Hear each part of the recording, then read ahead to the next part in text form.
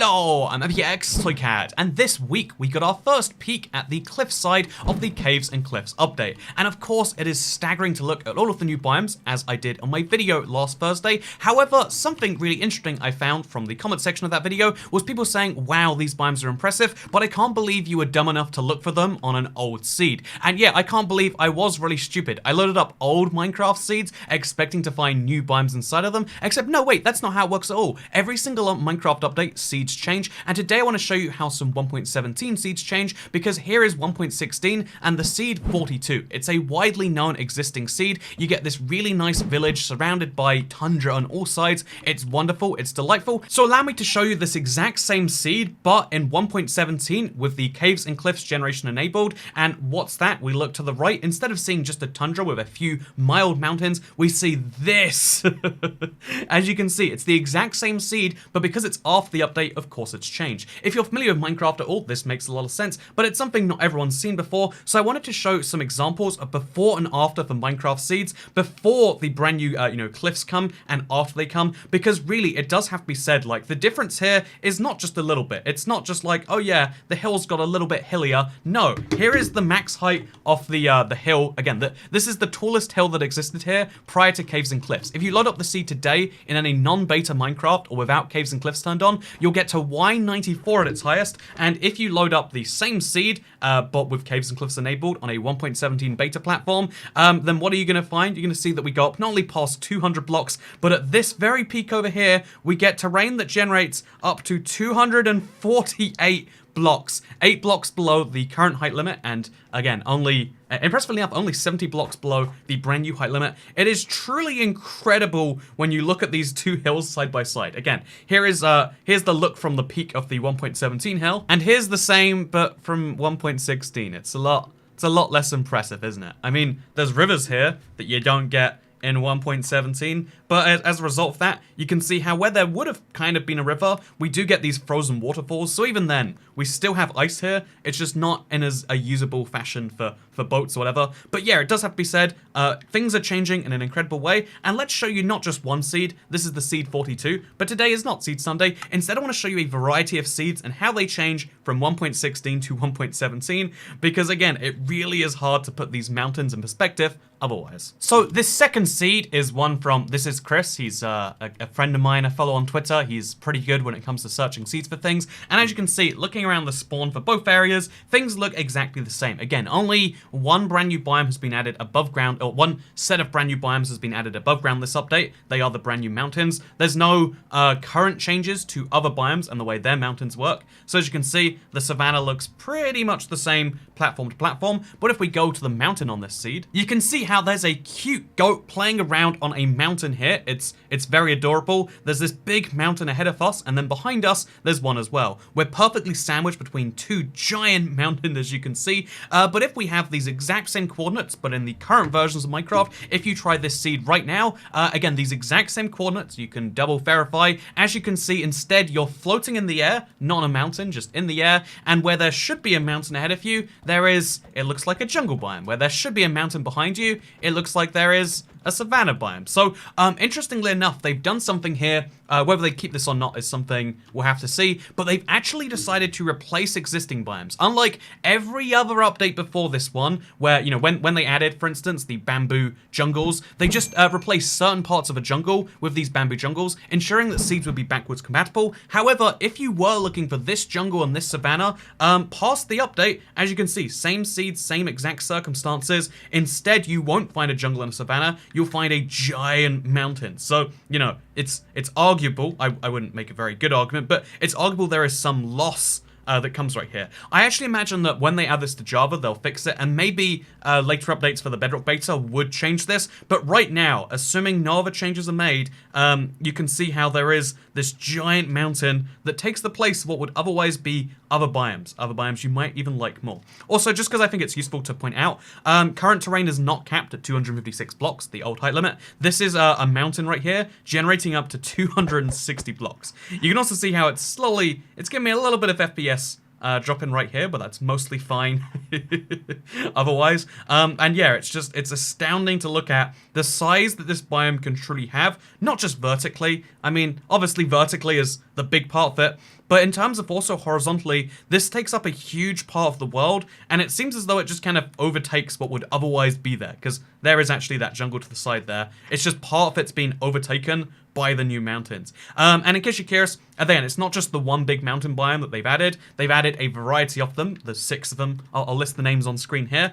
You can see how there are these mountains, which are actually more like, again, picture a picturesque ski hill with all the lovely tiger trees. So if you want to get yourself some spruce wood, this will also be a great way to do that. Personally, I think the spruce wood part of this isn't so exciting. I think the big peaks, the highest peaks are great, and I think the frozen waterfalls are beautiful. But otherwise, I think, coming to the mountains is going to be an exercise in snow, an exercise in maybe packed ice. Again, this isn't just ice. Always, it's mostly packed ice.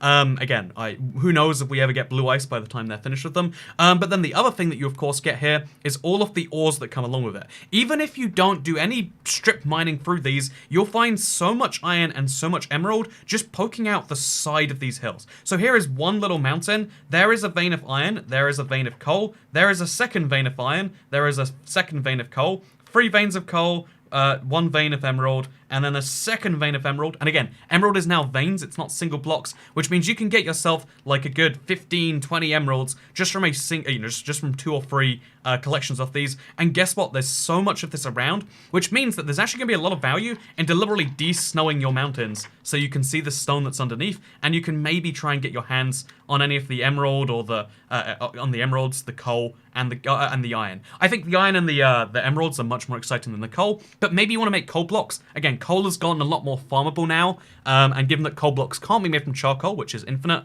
this is going to be quite exciting for that. And again, it's very exciting to look at these biomes, but for now, just know this is a seed with an incredible mountain, and also just know, based on the fact that I've got a fairly modern Android smartphone, even that could run Minecraft perfectly fine before this, there are going to be some performance issues if you play on older or mobile devices without lowering your settings to compensate. Or maybe there's some optimization coming later on here. But for now, this is nice, right? But it's not my only example today. I want to talk about it a bunch because, my god, is there so much potential in this update. And again, I want to just destroy one of these mountains now. Wouldn't that be great? But as well as talking about how we could destroy mountains, let's talk about one third and final example. So this last seed is of particular interest. The seed, in case you're curious, is 69119. Yes, haha, it is a funny number. It's from Riskier Monkey 34. He likes his funny numbers.